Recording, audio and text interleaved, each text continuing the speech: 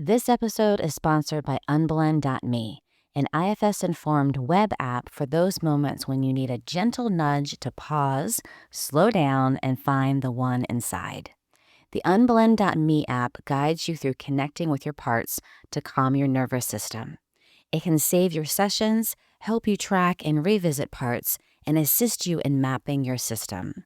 There's also a voice feature, which I love, so you can close your eyes and be guided. It's not a replacement for therapy. It's a supportive tool whenever you need it. You can try it for free at unblend.me. Welcome to the One Inside and Internal Family Systems podcast. I'm your host, Tammy Salenberger. I am super excited to have Joe Bielling here today. Joe and I have so many people and things in common. I'm really curious where this is going to go. Joe is a certified level 3 IFS practitioner and a licensed therapist. He is the co-author with Kate West of a new book called From Broken to Badass, a practical IFS-based book that helps people break free from high-level coping strategies and old, outdated survival patterns into empowered living. Empowered living sounds lovely. Their work brings together IFS, nervous system science, and helps people find real freedom through embodied presence. So, Joe, welcome to the podcast. Let's start where we always start, which is where you are in the world and what you see when you look out your nearest window. Awesome. Thank you so much, Tammy. I am in Austin. And, the first thing I see outside my window is the sky. I am so lucky to be in the world and where I am in my life. And yeah, just feeling a lot of gratitude. And so the sky just reminds me of spaciousness and making a lot of room for all of me and all of everyone. And so I just love to bring the sky into my space every day.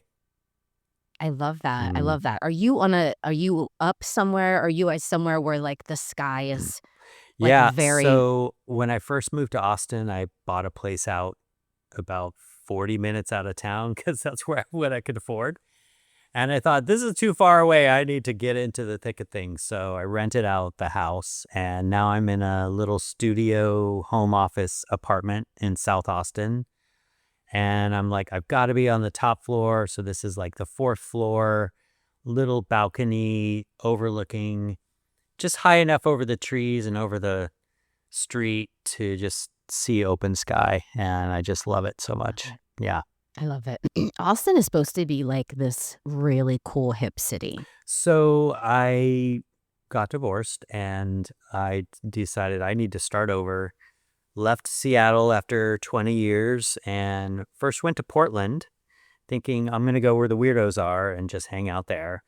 And this was like 2020 and it was a little bit restrictive there. And I just felt like I needed a little more possibilities to be social. And I just heard Austin was cool. I knew Austin had a great IFS community. There's a fair amount of like awakening and spiritual, exploration and medicine journey stuff here going on in Austin. And I just thought, well, that could be a place to just dive into personal growth, and maybe I can bring some of my skills to the community and help and investigate what it is to be who we are and like hang out with all the weirdos. That's what I love to do. I love it. I love it. Well, it sounds like that's your jam. Yeah. Not the hang out with the weirdos, yeah, but also the like spiritual awakening consciousness, like that seems like your jam. Oh yeah. I know you and I have talked a little bit about the Enneagram, and so I'm a 9 and I'm a person that just loves to just see it all and try to be like this peacemaker. And what I realize is I'm so externally focused. 9s are self-forgetting. And I was just like, in my marriage, I felt like I really lost myself. And I was married to an amazing human being. And we had an incredible 19 years together. But I felt like I was not my authentic, most kind of present version of myself. I was just kind of dissociated, and I was trying to be the perfect husband. This is like my perfectionist wing, I'm very like people pleasing and trying to just like adapt. I have like a chameleon part of me that can just become whatever anyone wants me to be. And on the outside, we had a beautiful life. All our bills were paid and the house was paid off, and I was making really good money and had a wellness center, and my external world was really, really great. And I just couldn't beat this feeling inside that I was lost and that I felt completely alone and in this beautiful marriage. And I'm like, what is happening? And I had a bit of a mental breakdown / spiritual awakening process where I just kind of fell apart one day, and I told Bill, I'm like, I need to figure this out. And he was so gracious and lovely around like, yeah, take some space. We can figure this out together. And, I went to an Airbnb, and a week became a month, became 3 months, I think I'm not coming back. I think I need to just follow something inside of me that is driving me to find myself. And went on this deep exploration of who am I, why am I here? And the thing I love about IFS is, I always like to ask myself, who's talking, and IFS is such a great lens for like, yeah, who's talking now? Who's driving the bus? Like, what aspect of me is kind of taking over with a point of view and a way to be in the world? And as this kind of chameleon personality, I just notice all these aspects of myself. And just, it's been a process of slowing down and getting to know these parts of me, and settling into my friends, Andrew and John and I talk about like, well, who's behind all that? Who's the one actually behind all that? And settling into self-energy or presence or, this process of awakening, unblending, all the things. I just think that's what I'm about. That's what I'm into. And after this kind of deep dive, who am I? Now I'm like, okay, now I'm ready to like be back in community, connect to people, collaborate and engage. So that's kind of where I'm at today. I love it. Well, and it's very true for nines that they do have to, even as you continue to like re-enter relationships and re-enter community, you will then tell me if this lands true for you. But so for nines, you will have to continue to have that alone time Mm-hmm. to kind of get back to that center, because your parts will just like be the chameleon, like as a 3, which has lots of connection to 9. Mm-hmm. I will just be whoever you want me to be, Mm-hmm. whoever you want me to be. Mm-hmm. And so I have this similar like need to like withdrawal in order to kind of come back to the center of Mm-hmm. me. And then I can then enter these relationships and show up more authentically as me. But we do need that. Like, maybe it's not, months and years away, but you might even, sometimes I'm like, I just need to go to the bathroom. Take a Like, I'm gonna go pause. to the bathroom. Yeah, I just need to go to the bathroom and just take a minute and then be like, okay. Mm-hmm. But in the bathroom or in the Airbnb, it's like, what do we do? And you to talk about unblending as a spiritual Yeah. connection or a spiritual experience. And Mm-hmm. so it's like, what happens in the bathroom? What happens in the bathroom, or what happens in the Airbnb, or what happens in Austin? Tell me about that, because I can't just go to the bathroom. Like, something Yeah. has to happen Mm-hmm. in the bathroom. Yeah, for sure. Well, I love lots of different models. I'm not a total IFS purist, but I do think that it's a pretty excellent roadmap. And, the way it kind of folds in with the Enneagram is we look at these kind of cognitive, problem solving, adaptive structures and behaviors and personalities. And the Enneagram does a really good job fleshing a lot of that out. And in IFS, we talk about parts and protective mechanisms and reactive and proactive ways of being. And all of these strategies, they're like adaptive coping mechanisms. And I would say for me, this process of slowing down and noticing who's driving the bus, noticing parts of me, really deeply trying to understand each of them, and then come back to a sense of myself as an integrated person, with all these parts alive and well and feeling like they belong and they're a part of who I am. And I think what some of these maps might be missing or not paying attention to enough of is that we live in our bodies, that we are in a physical container that has energy. And this is how we are like in the present moment. And this is how we engage with each other and engage with life as it's happening. And so I like to think of this process that I've been in as I'm trying to like bridge these worlds, bridge this kind of cognitive parts, adaptive behaviors world with my physical body, my spiritual, energetic body, and that question of like, who am I? Like, who am I? Why am I here? What am I doing? And so what happens in Austin, what happens in these times alone? I mean, I might even ask you or whoever's listening, like, who are you when you're alone by yourself in your bed at night? Who are you? And I've often thought, well, I'm the one behind my eyes. I'm the one inside. Like your podcast is just like, who is that? Who's this person, this me inside? And you can confront a lot of different aspects of yourself that start to feel alone, isolated, afraid, grief, sadness, energy, the void, and I like to look to these maps and ways of helping us understand that terrain inside, the Enneagram is great. IFS is great. Dr. Laura Petrius, I think is how you say her name, wrote a beautiful book that I'm reading right now, Awaken to Love.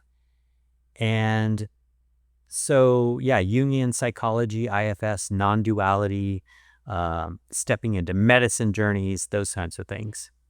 All right, so we talked about Laura's book, so let's talk about non-duality. Yes.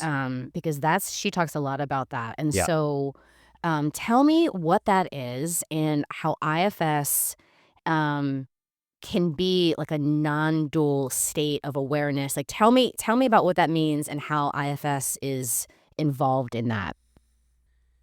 So one of the most beautiful contributions of IFS is this idea of multiplicity. And if you think of non-duality, a sense that we're not just a this or that.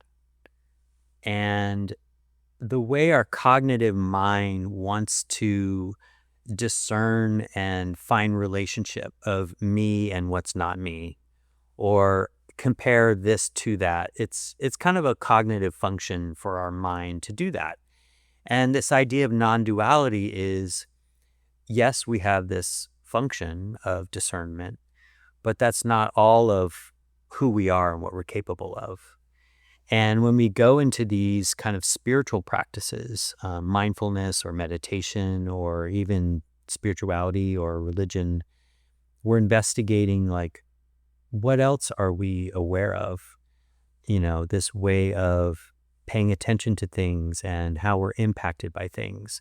So non-duality to me is just a broad term of all these dimensions of us coexisting at once.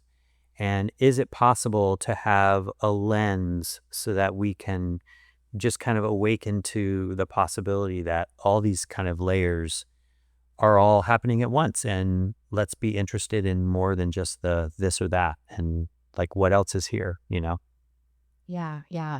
Do you feel like as a 9, I'm gonna bring you back to your story. Do you feel like at some point in your life, because I feel this way, or I have parts that feel this way, that there is this idea of like, I don't want to awaken to that, or I don't want to awaken because I have such a nice life, or I have a nice relationship, a nice wellness center, whatever that is.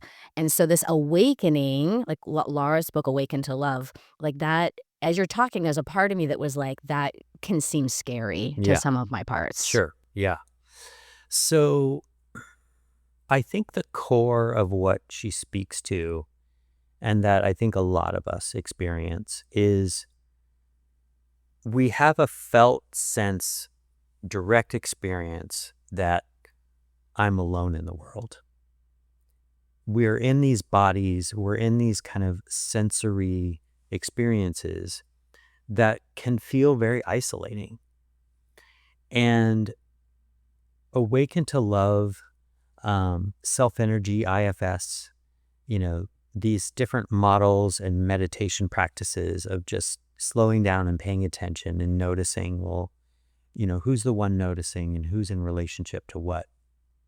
And there is a way that we're almost kind of wired to like maintain our separateness, I think that we're wired to like keep identifying, well, I'm me, I'm me and you're you. And there's this kind of like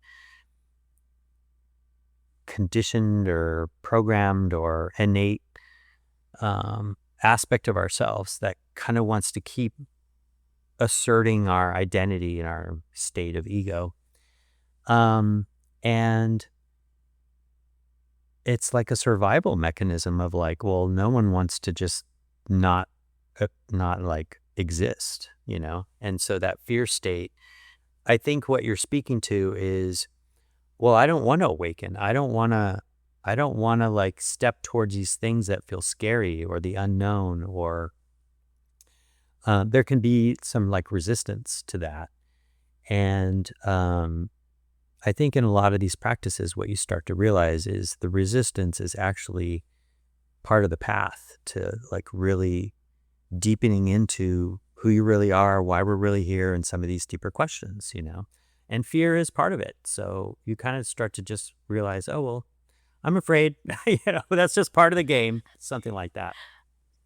I love that. I love that, like, okay, so if my question is, or you're inviting us to ask the question of like, who am I? Mm-hmm. And then, why is it so important that I'm me and you're you? And like, what I hear is I hear like ego or parts Mm-hmm. or Enneagram type that's like, well, if I'm not me, then you're not you. Mm-hmm. Then like, like what comes up, the resistance or Mm-hmm. the ping that comes up is what I can turn towards and connect to and find Mm-hmm. out more about with Mm-hmm. that ping that comes up for me, just around that question. Yeah. And then if I follow that, like I followed that as a trailhead, then I feel like that actually invites me to be more of me. Yeah.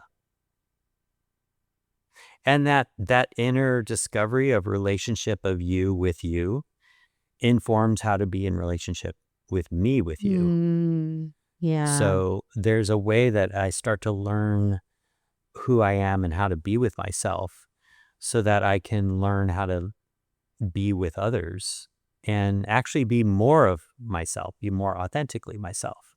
There's a really good example of this, like with my mom. Like right now, my mom and I are working some things out. And, my mom is very in love with her religion. And that's been a very challenging thing for me in connection to her because my experience in my religious kind of upbringing and process and my relationship to religion was very like judgmental and critical and like I don't belong and I'm not allowed. And there's, because of my sexuality, all of these kind of challenges that I feel like I've tried to navigate. And how it's kind of come full circle with my mom is I realized like, oh, wow, religion is a way that she has found a sense of belonging, meaning, connection to something bigger than herself. She lives a life of giving and care. She's a two. And she's all heart, she's really, she raised 8 children. We all get along. Um, you know, that's a big deal. We're all kind people, in my opinion. um, and and so it's been a process of seeing her as she is. And what I realized was I was kind of projecting onto her all of this judgment and criticism, which is actually parts of me that I was holding against myself. So there was this process of like, as I got to know the parts of me that were judging myself, the parts of me that weren't comfortable with my sexuality, or the parts of me that felt I was disconnected from God or my spirituality, and investigated and finding my way back to my heart and presence and my authentic self, I could soften that lens in relationship to her and say, oh, wow, she's really such a good person. And all she wants is what's best for me. She's my mother, and that's all she's giving and doing. And I felt like I could be more present with her because of that investigative internal process that could kind of translate to our relationship. That's beautiful, and that is incredibly hard to do. So, how did you make it see if there's something practical you can tell Hmm. us here in Yeah, this, like, right? Like, sure. this is the thing that my mom is doing that's driving me crazy Yeah. and is pissing me off and is Yes. activating, et cetera, et cetera, et cetera. Yeah. So, how do I go from that to this inner Sure. investigation? It did not happen overnight. So it's been a process for sure. So being on what I would say this side of it now, if I were to kind of tell my younger self or a couple years ago, tell myself how to step towards this, I think the first thing I would try to investigate inside of myself is just assume that there's something inside of me that believes what I believe my mom believes. So, for example, I was projecting onto my mom that she's judging me and that she doesn't love me unconditionally. And that was a really felt, real experience.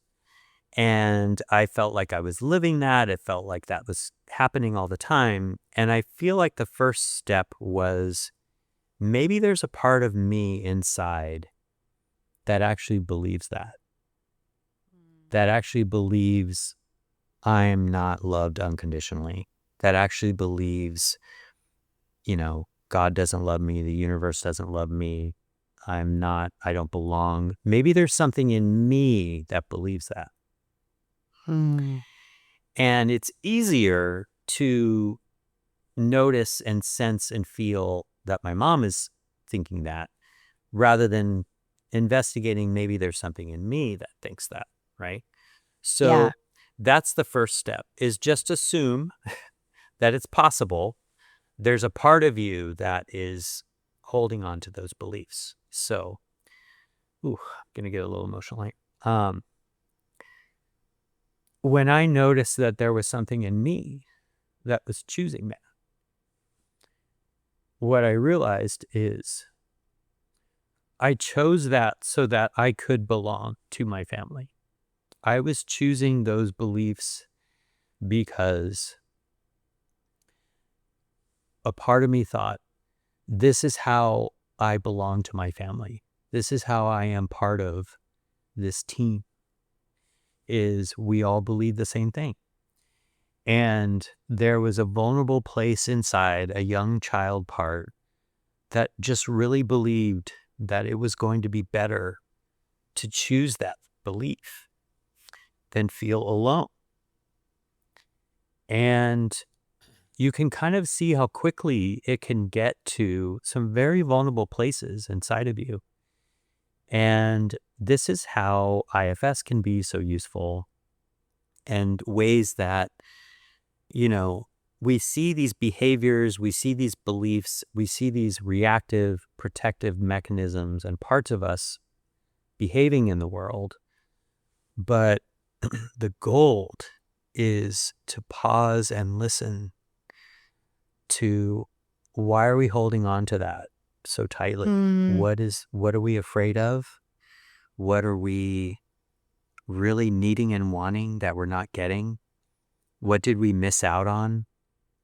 And that investigation of this vulnerable place inside that chose judgment and criticism to belong needed to feel connection to me, Hmm. a connection to a centered, present, heart, caring, loving presence in my body, like a caring, real energy that's like, oh, that's real. That is something that I can rely on. And that is something that we all possess. And that kind of energetic expression of care and love and finding my way back in touch with that process of like, oh, I'm with me now. I am home in my body. I can exist and be safe here. I don't need my mom or anyone to make it okay for me, or I don't need someone to prove that I'm a good person. So there's a process of finding our way back to ourselves, and this whole kind of unburdening and healing process that IFS can provide of just, we are our own attachment figure. We are our own resource. And ultimately, that energetic self-energy and presence is also our spiritual connection to nature and God and the unknown. And to me, it's like kind of comes full circle, all the things we're talking about and finding our way back to our most authentic, most present expression of ourselves is finding our way to this kind of spiritual essence of love. That's beautiful. This is what's happening for me as Mm. you share that, which was so beautiful. I was thinking about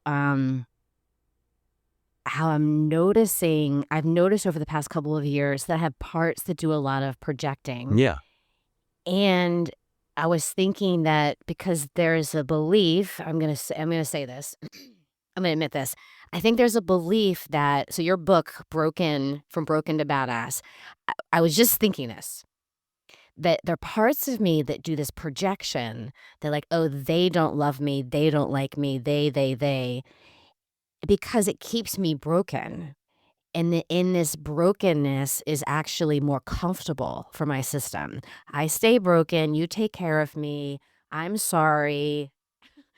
I stay small and I stay I'm sorry. And so if there is an anger or if there's a dislike or there's something, I parts of me project that onto the other person. sure. And that's this part of me is sort of giggling because I'm like, I'm just realizing that I have parts that do this. Like over the past couple I of years, I'm totally like, get oh, it. I Yeah. think that might be, I think I might, that might, like I might not like you actually. Um, so yeah, I'm just noticing that, right? There's sort of this comfortability in my system that keeps me broken, but then it keeps me from this beautiful spiritual experience, right? It keeps me from experiencing my self energy. It keeps me from feeling this centered presence, like staying in that like broken projecting keeps me from this other way of being. Sure. And, one of the things that Kate and I really wanted to bring forward in this book is that all of these coping and adapting and protective mechanisms are really so important. And, Mm. um, and the first step is to just say like, yeah, like, so Tammy, there's probably a really good reason why your system is kind of just wired the way it is. And some part of you leans into this familiar place of, I'm broken and small. And in some ways that like serves you well. Like our parts really think that everything that they're doing has helped us be where we are today. And that's true. Like my parts think, I'm just going to keep doing everything exactly how I've been doing it because you're alive right now. And these brilliant adaptive coping mechanisms and strategies are awesome. So we've got to personally, I feel a first step is to just a lot of acknowledgement and just so much gratitude for all the ways the parts really believe that they're helping us. So this part of you that's like, well, I'm just going to stay small and maybe something's wrong with me. Like if you notice that part of you and you can just send it just some care of like, wow, okay, it makes total sense that you are operating from that place. And you can start to sense like why that feels familiar and what happened to you and where that way of being came online and why it was important to probably live from that place, and why that was probably a really good choice at some point in time. And so if we can start from there, a lot of acknowledgement and gratitude for our parts. And then I like what Dick does next when he's working with people, because he's always like, so let this part know who you are now, because it helps these parts of us. They're almost like a little bit of a placeholder. They're kind of stuck in time, waiting for our attention, like a bookmark, It's like, come read me again. If they can have another reference point of like where we are in time now, it starts this relational dynamic. And so the first step, acknowledging, thanking, that makes sense. It makes so much sense that your part's doing this. Then helping it notice, well, here's where we are now. Here's all the things that are different. And then that space of presence, compassion, and the 6 F's and investigating, so what happened? Why are you experiencing this? What are you afraid of? And the interviewing process. So I feel like I'm getting in the weeds a little bit, but yeah, go ahead. I love it. I love it. I love it. Well, it really is back to this unblending, right? It's Yes. really like me being with the part. It's Yeah. me Yeah. like okay, so I'm really noticing this because my son keeps calling me out on it because he don't care and he'll just call me out on it. So when I'm like, I'm sorry, I'm sorry, I'm sorry. And one time he said, he was like, when you do that, when you do that, I feel like you're a hamster and I'm this big dog that's like about to eat you and it makes me feel bad about myself. And I was like, that, at first I was like, you're not a part. It was like, whatever. And then I was like, that, I just felt like that was I just so appreciated that. And then, so I guess what I'm trying to say is by him calling me out on it, I had parts around that, of course. But then I'm like, wow, I do that all the time. And so I need to, what I'm hearing you say is like, I need to really unblend from that part and really get to know it. And I can't get to know it when I am it. Like I am often like, I'm sorry, I'm sorry, I'm sorry. Right? It just blends so quick. And I don't know, even saying this right now, like I don't know that I've done a lot of curiosity towards this part. Like I haven't done a lot of that, a lot of like unblending so that I can begin to have a relationship with it. Um, which I think is also curious, like why I haven't done that. But Hmm. Yeah. Well, how is it helping you to be in that part? yeah, the first thing that comes up is you say that is like, then I'll have conflict. Okay. Like, so I don't want to get rid of it because then I'll have conflict. Okay. And then if you have conflict, then what happens? I have a part that's like, I don't want to play this game, Joe. But so, yeah, there's a way that your system is attempting to step into conflict and resolve conflict or develop some skills around being in conflict. And that's kind of what I mean around like this bookmark idea is like this part of you is drawing your attention into some way of being in your life. And it's like a life lesson. I mean, um, it's part of your path and your journey. And as you just noted, it's like, oh, wow, I haven't spent much time with this part, or it's something fairly new in the ways that you're noticing it. And relationships in your life with your son or otherwise, or like people are calling your attention to it. It's like, okay, well, maybe it's time to look at this bookmark. Um, and we have skills and tools to do that. Yeah, and then I think finding support, finding people in your life that, whether it's a therapist or a community or a course or a book that can just support you along the way, so that you don't feel alone in it.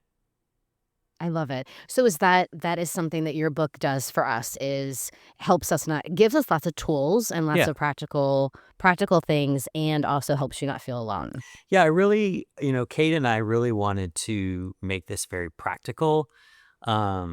She and I trauma bonded over like our spiritual awakening slash mental breakdown process.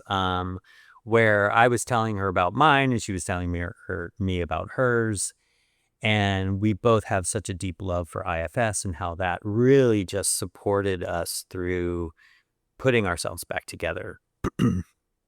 And she and I talk a lot about the ways that we cope and navigate and just giving ourselves a lot of like compassion for like, of course we did it that way.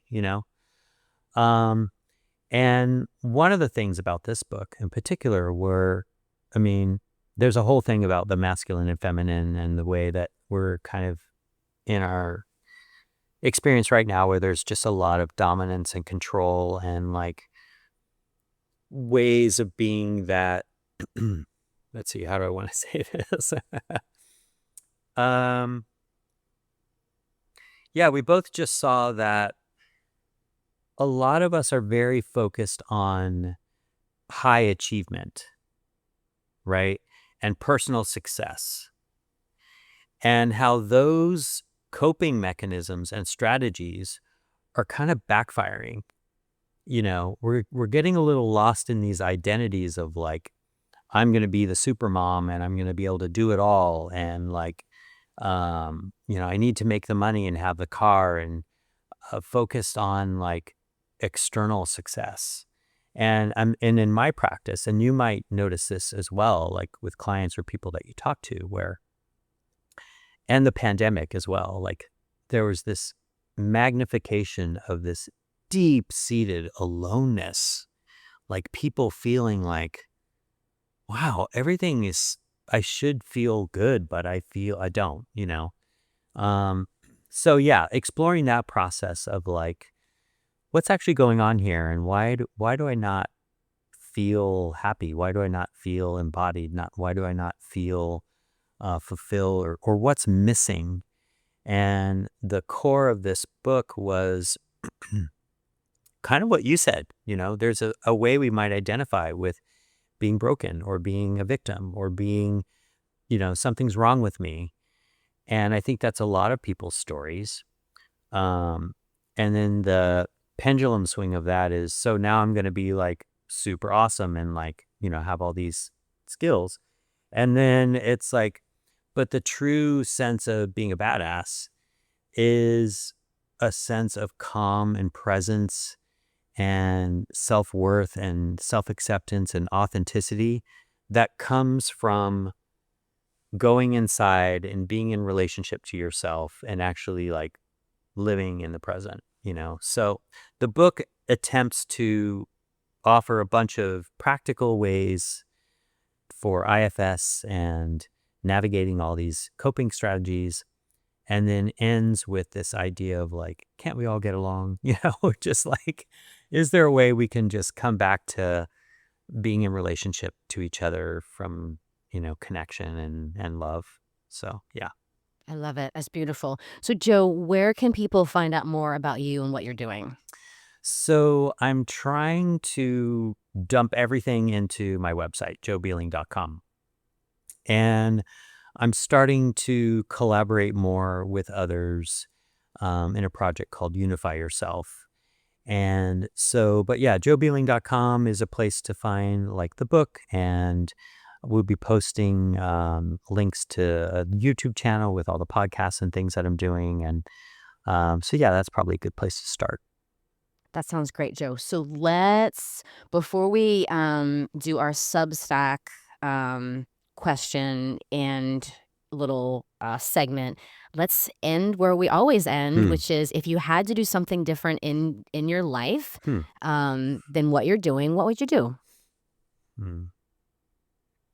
Well, I used to think that I would either be a pastor or a pole dancer because I was a dancer for 20 years and thought I really Yes. wanted to get back into creativity and all this sexy sassiness. But I think if I were to do it all again or land into something, I probably would just sit on a hill and like be some philosopher and like want to just have conversations with people.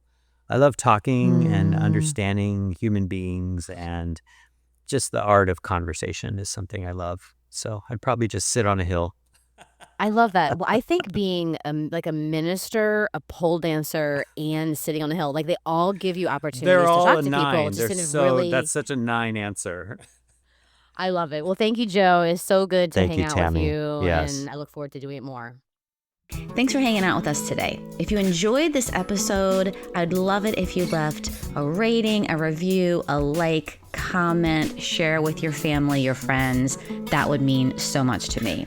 My book is available at your favorite independent bookstore or on Amazon. You can visit my website, tammysallenberger.com, or you can download a free Get to Know a Should part of you. You can follow me at IFS Tammy on Instagram and at The One Inside on Facebook and on YouTube. Jeff Schrum co-produces The One Inside, and I am forever grateful for Jeff. Also thankful for Jack Reardon for creating the music, and just thank you for listening. 6 seasons, over 1 million downloads. I cannot tell you how much I appreciate you in this community. I'll see you next time.